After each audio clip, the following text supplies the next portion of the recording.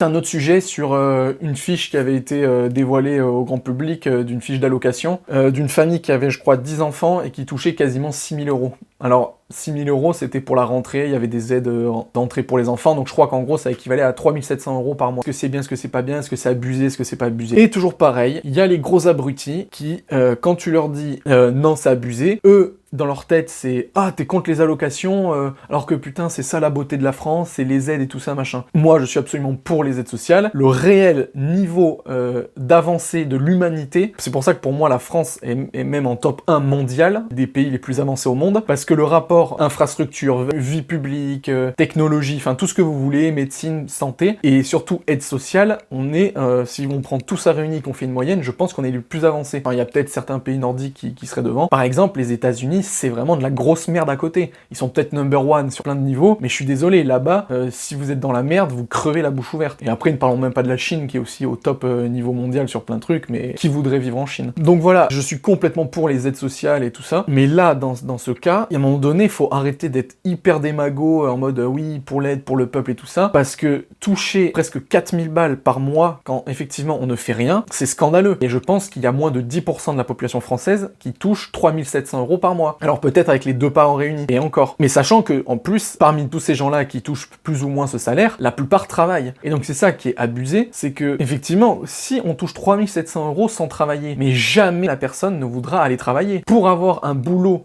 qui te fait gagner autant d'argent, c'est quand même déjà hyper rare. Et donc, moi, le premier, je serai à la place de cette famille, mais j'en profiterai à fond. Parce que entre te faire chier à te lever tous les jours pour bosser pour quelqu'un, te faire exploiter et toucher le SMIC ou même jusqu'à 3 000 euros par mois, plutôt que de faire ce que tu veux de ta vie en ayant 3 700 euros par mois, je suis désolé, seul un abruti ou alors un passionné de son travail choisirait la première option. Donc c'est pour ça que c'est démago de dire, vous pointez du doigt cette famille qui touche autant, comme s'ils foutaient rien ou qui cherchaient pas de boulot et tout.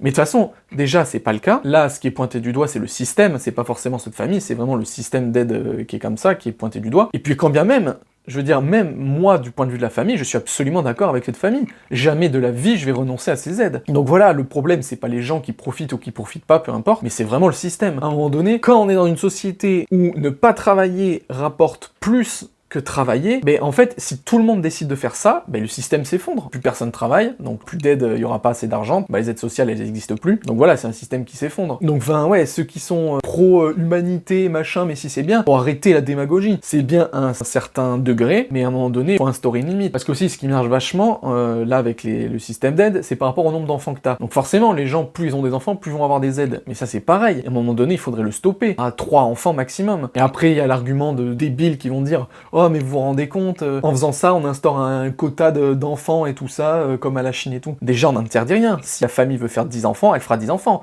C'est juste que par contre, elle devra se démerder pour nourrir ses gosses. Sinon, ils seront placés en assistante familiale ou en centre. Et comme c'est le cas avec plein de familles qui n'arrivent pas à gérer, même avec 1 ou 2 enfants. Donc là, c'est pareil. Si vous faites des gosses, il faut les assumer. Et c'est pas des objets. Et c'est même pas des petits chats ou des petits chiens. Donc déjà, faire un gosse, c'est du boulot. En faire 2, c'est 2 fois plus de boulot, etc. Donc à un moment donné, si vous faites gaver de gosses, faut l'assumer. Le problème, c'est que si l'État il dit « Oh, mais vous inquiétez pas, vous aurez plus d'argent en fonction des gosses », c'est normal que les cassos du pays, qui sont finalement pas si cons que ça, vont profiter du système.